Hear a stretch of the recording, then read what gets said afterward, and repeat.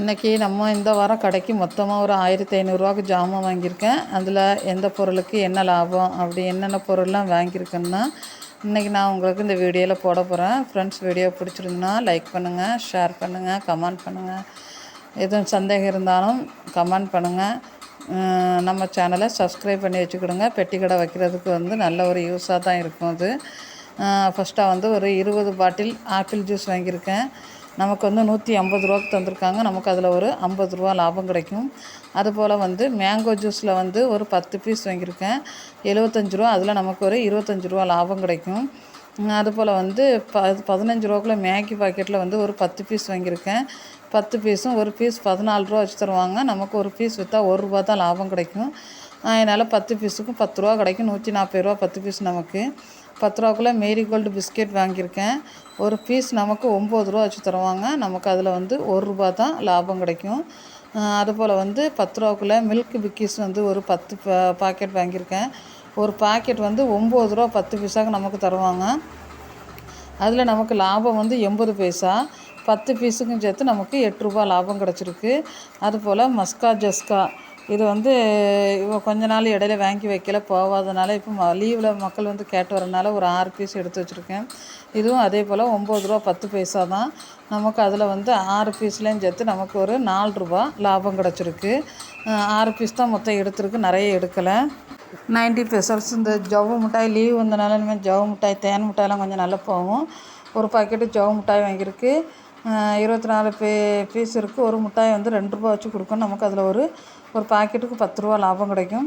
அதுபோல் தேன் மிட்டாய் வாங்கியிருக்கு. தேன் மிட்டாய் 20 பீஸ் இருக்குது, ₹16. நமக்கு அதில் ஒரு ₹4 லாபம் கிடச்சிருக்கு. அதுபோல் பம்பரம் ஒரு பண்டல், ஒரு கவர் பம்பரம் ஒரு கவரில் 10 பீஸ் இருக்கும், ₹60 தந்திருக்காங்க. நமக்கு ஒரு பீஸ் ₹6 கொழுது நம்ம ₹10 வச்சு ஒரு பம்பரம் கொடுக்கணும். அதுபோல் கயிறு ஒரு பண்டல் ₹58 வாங்கியிருக்கு.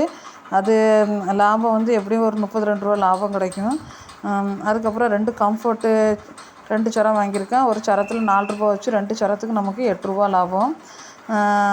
மஞ்சள் பொடி ஒரு சரம் வாங்கியிருக்கு. ஒரு சரம் ₹42. அதில் நமக்கு ஒரு ₹8 லாபம் கிடைக்கிது.